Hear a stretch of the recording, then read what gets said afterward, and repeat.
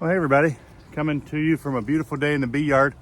It is now late October and I haven't been in the bees for a while, but I've got one more job to do that I consider an end of season job, and that's to winterize the colonies. So one thing I'll do is I'll put an entrance reducer on.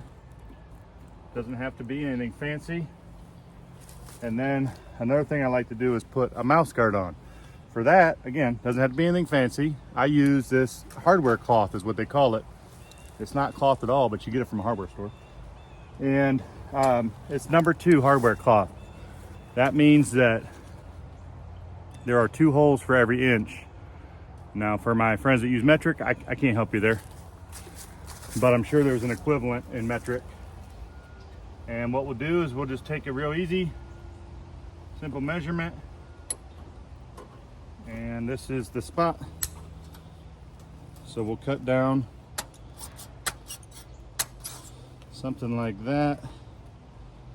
And then we'll cut over.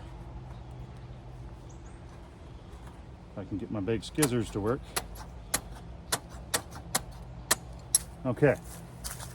And then what we're left with in this case, this piece of hardware cloth about like that. Fold it in half. Got me thinking about tacos. Tacos are never very far from my mind. And we put it in there, thusly. The idea is that the bees can get in and out, but the mice cannot. So that's step 1 of what I do to winterize. Step 2, I'll show you a couple different options. First of all, the easiest way to do it, I've got this basket. And it's made of number 2 hardware cloth, and it's full of wood chips. This is an empty box, and I will use it here. This is moisture. We're taking care of moisture here.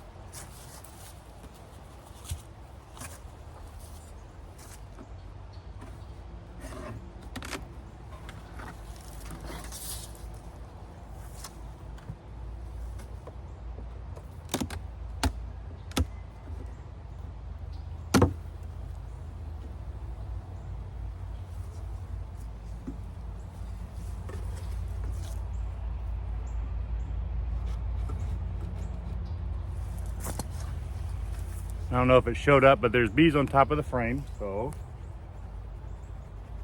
you smoke them down and you put your wood chip basket in there.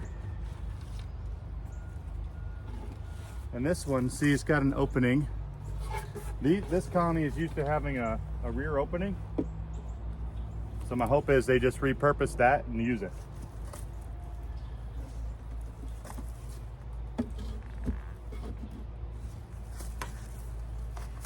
Put the lid back on, full close,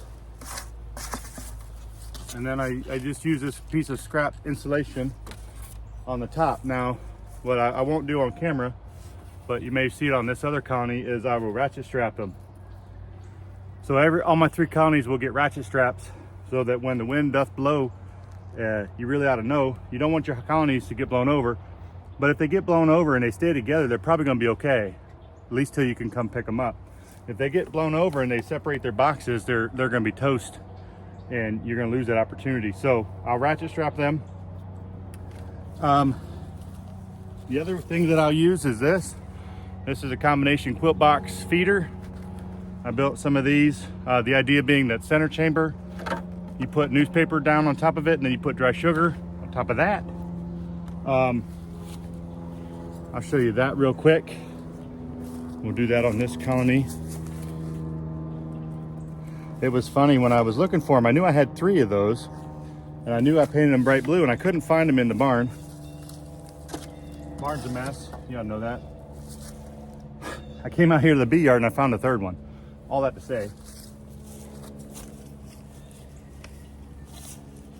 I'm not gonna worry about it now. I'm gonna give them a little smoke.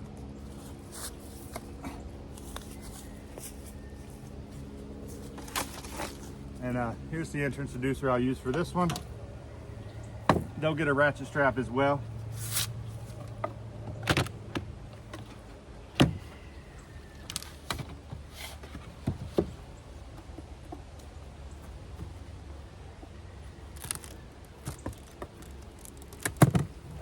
Oh, yeah. So this colony was a brand new queen in the fall. So they should be very robust. So we'll smoke them down. Just get them out of the way.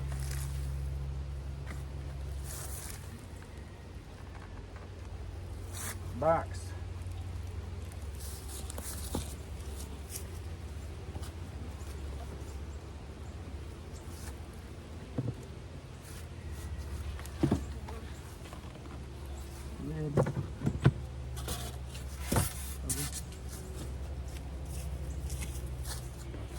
All right, so I'll ratchet strap that one.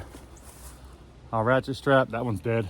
I'll ratchet strap that one and put the quilt box on the other one, put the entrance reducers on and the mouse guards. But anyhow, that's what I do in my part of the world for getting the bees ready for winter. Thanks for watching. Hope you found that useful.